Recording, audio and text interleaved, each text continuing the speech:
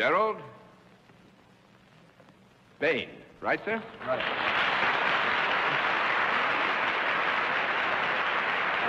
Mr. Bain, where are you from? Virginia, John. Virginia? Oh, Right. Fine. It's nice to have somebody from Virginia with us in this period just around the beginning of the year. Mr. Bain, may I present the panel? Mr. Bain. Would you join me over here, Mr. Bain? Do you know how we keep score? Yes, sir. All right. In that event, we'll let the folks in the audience here in the theater and those who are looking in at home know exactly what your line is.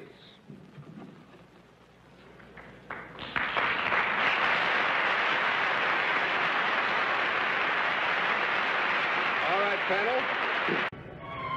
My name is Gerald Bain. Only one of these men is the real Gerald Bain. The other two are imposters and will try to fool this panel. Made up. And now we find out which one of these three gentlemen is head of the Secret Service at the White House.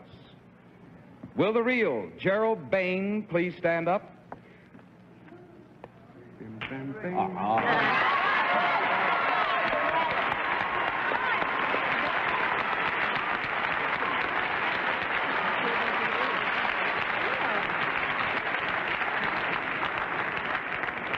Your hand is up, Tina. Yes, what about Ned Beach?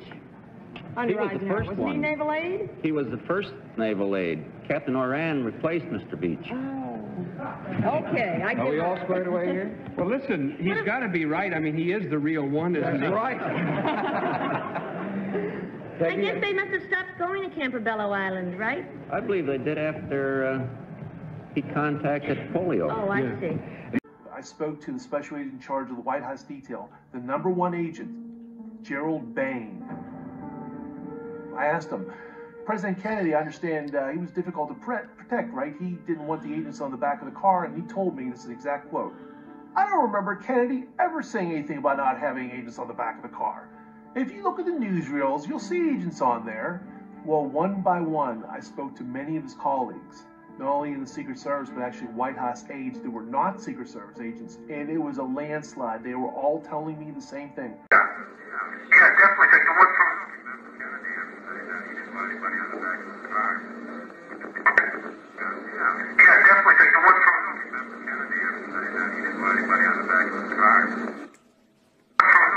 Kennedy and anybody on the back of the car. See, that's exactly what I was saying. The one more there were just in the back of the limo, and from that moment on, there wasn't any, but I think you want the pictures and whatnot. You find these certain times. Remember Kennedy ever say that he didn't want anybody on the back of the car? Yeah, definitely take the one from Kennedy ever say that he didn't want anybody on the back of the car. Remember Kennedy ever say that he didn't want anybody on the back of the car? See, that's exactly what I was saying. The more I look at this thing in general, I just think that what could be, a byproduct of the agency not being outspoken, and understandably so. So maybe some authors have taken leaps of faith and have based things on their conclusions rather than going to primary sources. So that's a big thing that's been dispelled just in a couple days here. Because that's what I feel. I didn't think it's, like I said, this footage of the trip to Berlin in June of 1963. In fact, ironic, I was talking to you and you were sitting in the front seat of the limo. There's film footage of that. And there's two agents hanging onto the back handholds. And, most of the time when you were in their positions and you were sitting in the front seat and there was what Bill Guerrero was typically the driver. You were part of the detail went back to at least the Troubadour? Went back to start with Roosevelt before third inauguration. Oh, really? 41, January 41. Oh, okay. I didn't think you were back that far. Okay. Because the Manchester's book, I think he alludes to the fact that you were around during the Truman administration. But okay. And you know what, out of curiosity, how long were you in the service? Yeah.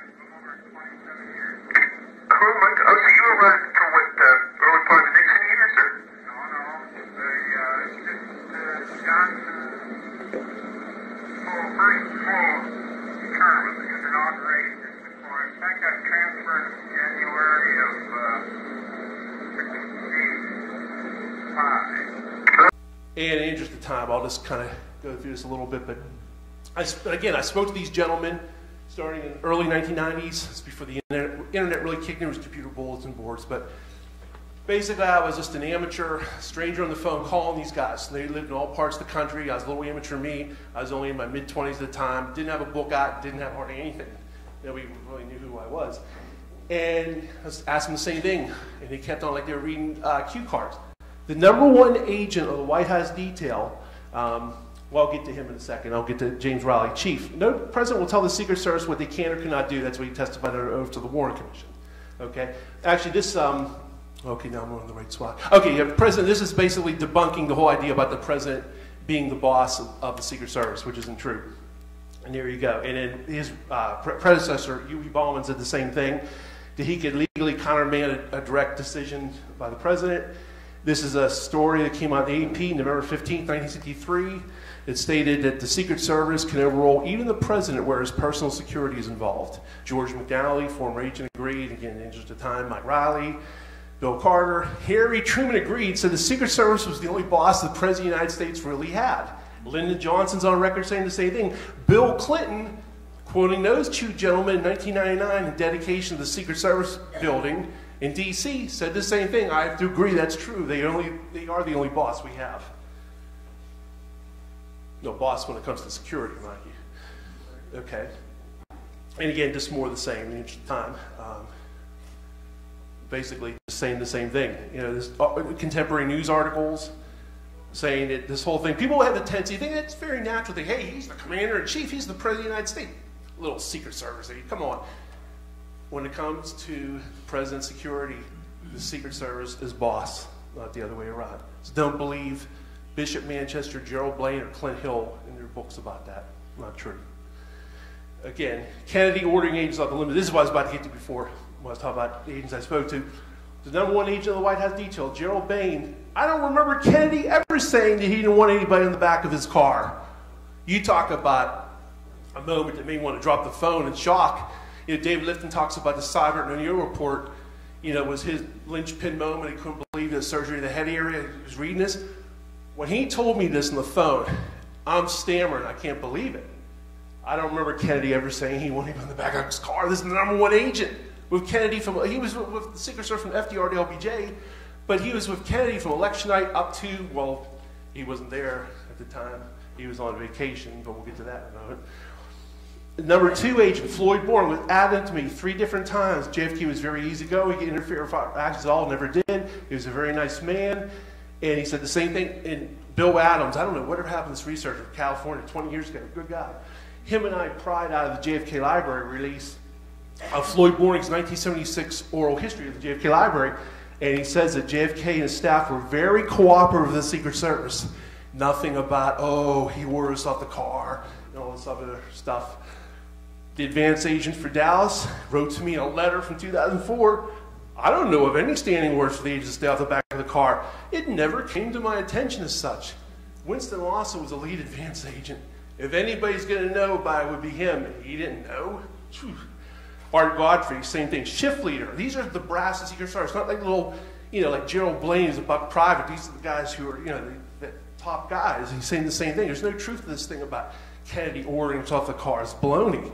C.M. Kinney, driver of the FOB car in Dallas, Tampa, and many other stops, said the same thing. Oh, no, there's no truth to that at all. And you'll get to hear some of these audio clips in a moment. Bob Lilly, like I mentioned before, he was extremely cooperative. Whatever you guys want is the way it will be. Don Lawton, he said, not only did he say to me that, you know, if only they would have left guys in the back of the car, hindsight yourself to death. He also, in 2013, it came out in an article, a woman friend of his that was in the Army said that, yeah, he always regretted not being in the back of a car. I should have been there. I should have been there.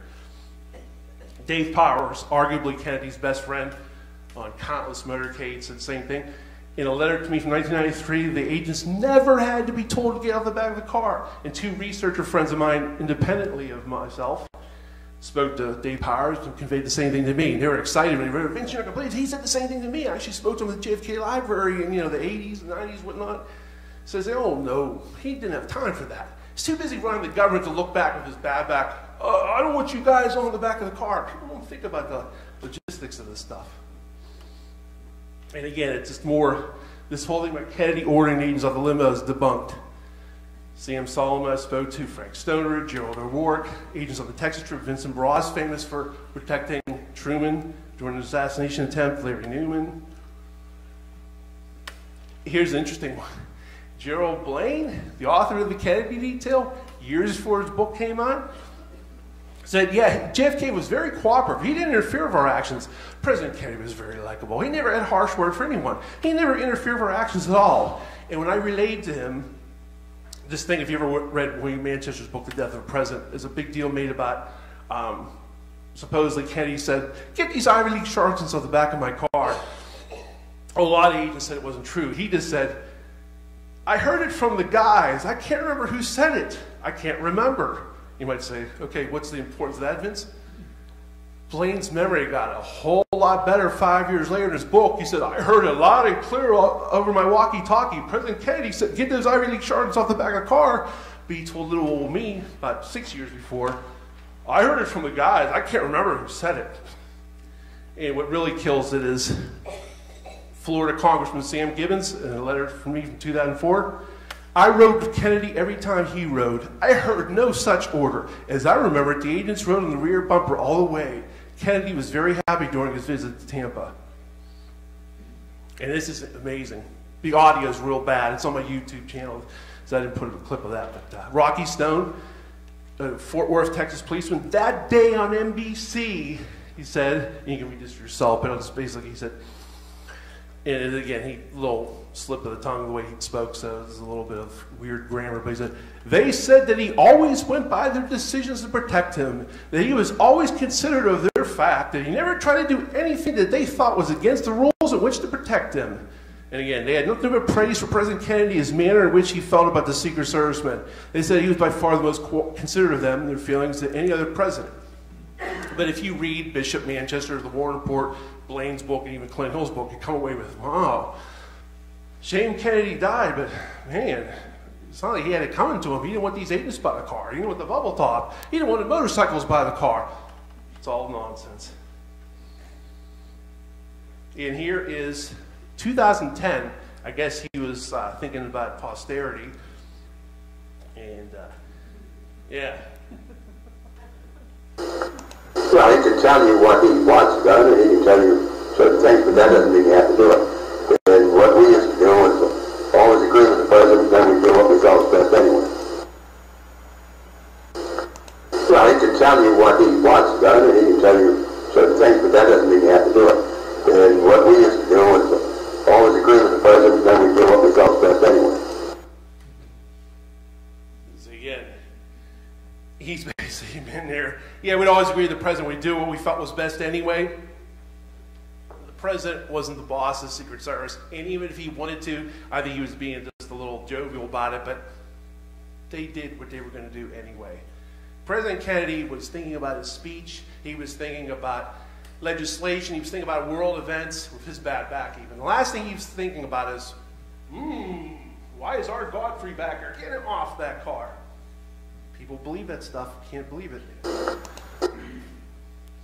And, yeah, we'll play these. Now, some of the audio is a little up and down. Keep in mind, early 90s, phone connections and whatnot.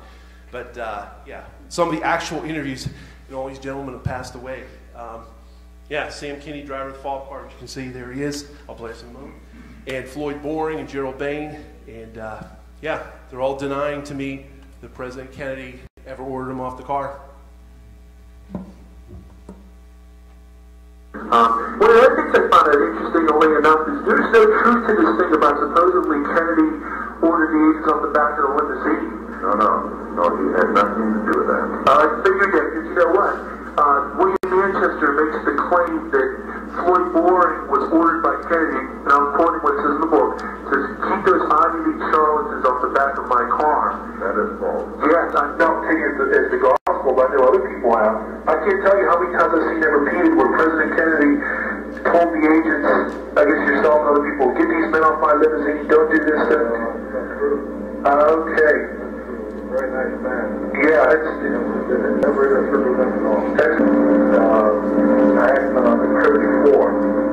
February, the last vacation he had. Oh, looking at what that's for, right. Oh, okay, yeah. There's something relating in his book about that, too. Supposedly, he makes it out like President Kennedy was real authoritarian and ordered the men off the back of the limousine. Well, that's not true. I didn't think that was either. Yeah, Rufus Youngblood, it was one of the things he told me. He says that don't believe Manchester or Bishop.